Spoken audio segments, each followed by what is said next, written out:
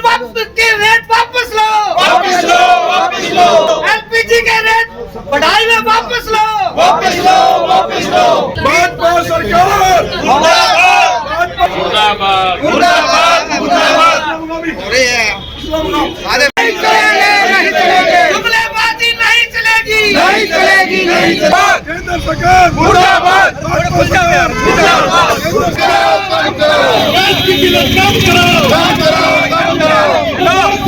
सामने 20-30 रुपए लीटर की पेट्रोल डीजल कम हो जाएगा, इस पर आप एक्साइज ड्यूटी कम करो, इनके रेट कम हो जाएंगे। ये रेट पर रेट बढ़ा रहे, टैक्स पर टैक्स बढ़ा रहे और जनता की जेबों में डाका डालने का काम अगर किसी ने किया है, इस निकम्मी भारतीय जनता पार्टी की सरकार ने किया है और कर रही है।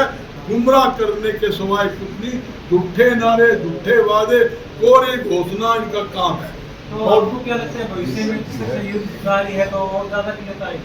देखो दिक्कत है, युद्ध की दिक्कत हो रही है, मगर मैं एक बात, प्रधानमंत्री जी रास्ता नहीं अपनाना चाहिए।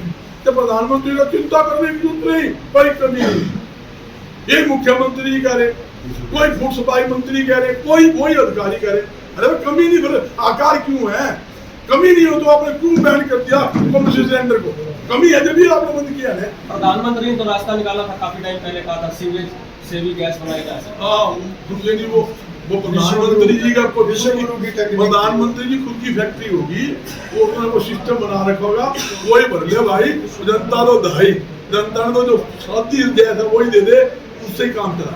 बहुत बहुत धन्यवाद आपका, बहुत मेहरबानी। देखा कि घरेलू गैस का जो संकट आया है, चाहे कमर्शियल गैस के रूम में रेट बढ़े हैं, बेतहाशा दाम बढ़े हैं और कालाबाजारी बढ़ चुकी है। जगह जगह आप किसी भी एजेंसी में चले जाओ, लंबी लंबी कतारें हैं। बुकिंग के जो पोर्टल हैं वो सारे बंद पड़े हैं और जनता बुरी तरह से त्रस्त हो चुकी है और जनता का विश्वास और मोह भंग हो चुका है। और सबसे बड़ी विडंबना की बात यह है कि ऐसी स्थिति में जब विपक्ष मजबूती से ये मांग उठा रहा है सरकार के सामने कि उचित प्रबंध किए जाए और ये सुझाव भी दे रहा है कि भाई आपने, अगर आपको पहले जैसे इजराइल प्रधानमंत्री गए थे और 2 दिन के बाद ही इजराइल अमेरिका ने इनके ऊपर हमला कर दिया, ईरान के ऊपर, तो इसका मतलब या तो नरेंद्र मोदी सरकार को ये आभास नहीं था कि भाई उनकी इंटेलिजेंसी फेलियर थी, और अगर इंटेलिजेंसी फेलियर थी तो इसका मतलब इनकी कि जो ये राह है या ये जितने NSA हैं ये सब इनकी कोई इधर आ जाओ, इनकी कोई वो कि क्षमता नहीं है काम करने की। और अगर इनकी इंटेलिजेंसी फेलियर नहीं थी तो इसका मतलब मोदी इज कन्व्यूड, इसका मतलब वो इस साजिश में शामिल था कि युद्ध के हालात के इनको पता थी, उसके बावजूद ये पहले से प्रबंध नहीं कर पाए।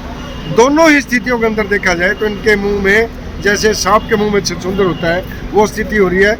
ना तो ये ट्रंप को एक्सेप्ट कर पा रहे, इजराइल ट्रंप को ना तो एक्सेप्ट कर पा रहे, ना उनका विरोध कर पा रहे, बल्कि ट्रंप के चरणों में नतमस्तक होके नरेंद्र ने सरेंडर कर दिया है।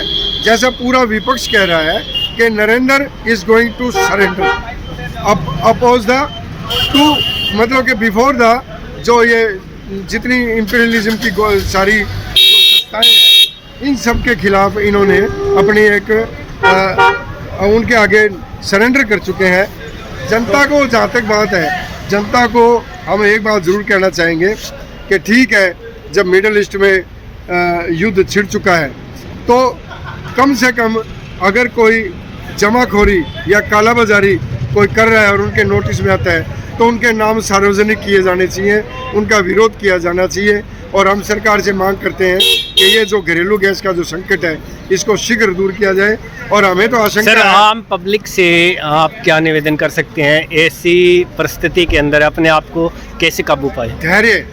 धैर्य और विवेक, लेकिन धैर्य और विवेक के दिक्कत तो जब आती है ना, जब आप देख रहे हैं कि हर एक जगह पर जहाँ कमर्शियल गैस यूज़ होता था, अब उनके सारे धंधे, उद्योग धंधे, रेस्टोरेंट, ढाबे ये बंद होने के कगार पर हैं। और इसका अल्टरनेट सरकार कह रही है डीजल की भट्टियाँ लगाओ, वो लगाओ, लेकिन हम फिर भी निवेदन करते हैं जनता से कि कुछ धैर्य और विवेक का इस्तेमाल करें। लेकिन परिचय सर आप? मेरा परिचय, मैं शैलेश वर्मा हूँ और मैं सेवानिवृत्त अधिकारी हूँ मार्केटिंग बोर्ड से, और मौजूदा मैं हरियाणा प्रदेश कांग्रेस कमेटी का सदस्य हूँ और जनता के मुद्दों के ऊपर बात रखने वाला मुखर कार्यकर्ता हूँ। प्रदर्शन के लिए क्या करेंगे? आज का प्रदर्शन जो सरकार कर रही है उसके खिलाफ है। ये सरकार की बनावटी महंगाई है, वो पीछे रोक रही है हर एक को, और ब्लैक हो रहा है।